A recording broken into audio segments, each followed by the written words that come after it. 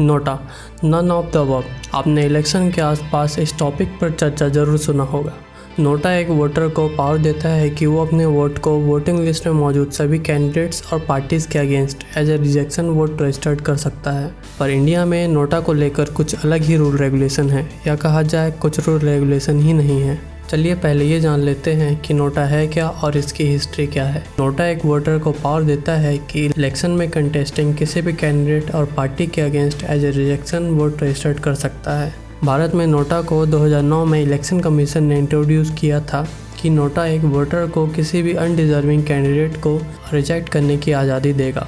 हालांकि गवर्नमेंट इसके फेवर में नहीं थी। 2013 में सुप्रीम कोर्ट द्वारा नोटा को राइट ऑफ वोटर्स का दर्जा देते हुए इलेक्शन कमीशन को ऑर्डर दिया गया एक वोटिंग मशीन में नोटा का ऑप्शन होना जरूरी है। भारत में नोटा पर जब भी चर्चा की जाती है, ये जरूर कहा जाता है कि हमारे देश में नोटा को लेकर कोई खास वैल्यू नहीं है। ऐसा इसलिए कि आपने जरूर कभी न कभी न्यूज़ सुना होगा कि किसी इलेक्शन में नोटा को ज़्यादा वोट होने के बावजूद सेकेंड हाईएस्ट वोटिंग कैंडिडेट को विनर डिक्लेयर किया गया। ऐसे में सवाल जरूर उठता है कि जब नोटा को लेकर कुछ खास कानून नहीं है तो सुप्रीम कोर्ट ने इसको अप्रूवल क्यों दिया।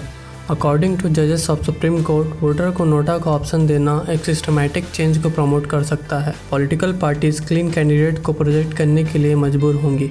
इस ऑप्शन को इंट्रोड्यूस करने का मुख्य उद्देश्य वोटर को अधिकार देना है कि वो अगर किसी एक या सभी कैंडिडेट को कैपेबल नहीं समझता तो रिजेक्ट कर सकता है। अब बात करें नोटा के करंट सिनारियो को लेकर, तो वोटर्स के बीच आज भी कन्फ्यूजन है और डिस्कशन का टॉपिक है कि अगर मेजॉरिटी ऑफ वोटर्स नोटा को वोट दे भी दें तो क्या, जितना तो सेकंड हाईएस्ट वोटिंग कैंडिडेट को ही है। इसी कन्फ्यूज़न को लेकर 15 मार्च 2021 को former BJP leader Ashwini Upadhyay ने एक पिटीशन फाइल की थी, जिसमें उन्होंने यह मांग की थी कि नोटा को मैक्सिमम वोट मिलने पर इलेक्शन के रिजल्ट्स को नलिफाई किया जाए एंड री इलेक्शन कंडक्ट किया जाए, जिस पर सुप्रीम कोर्ट ने central government and election commission को नोटिस भेजा है कि नोटा को लेकर भी कोई रूल रेगुलेशन बनाए जाए।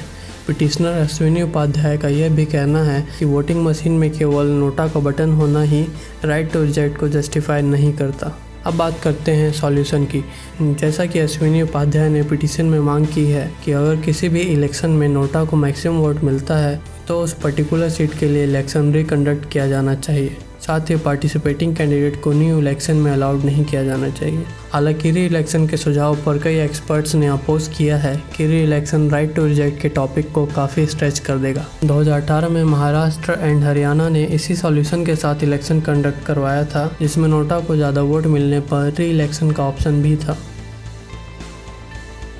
8 साल हो चुके हैं नोटा को आए हुए, पर आज भी नोटा को लेकर इफेक्टिव रूल एंड रेगुलेशन नहीं है और कब तक आएगी इस पर भी कहा नहीं जा सकता।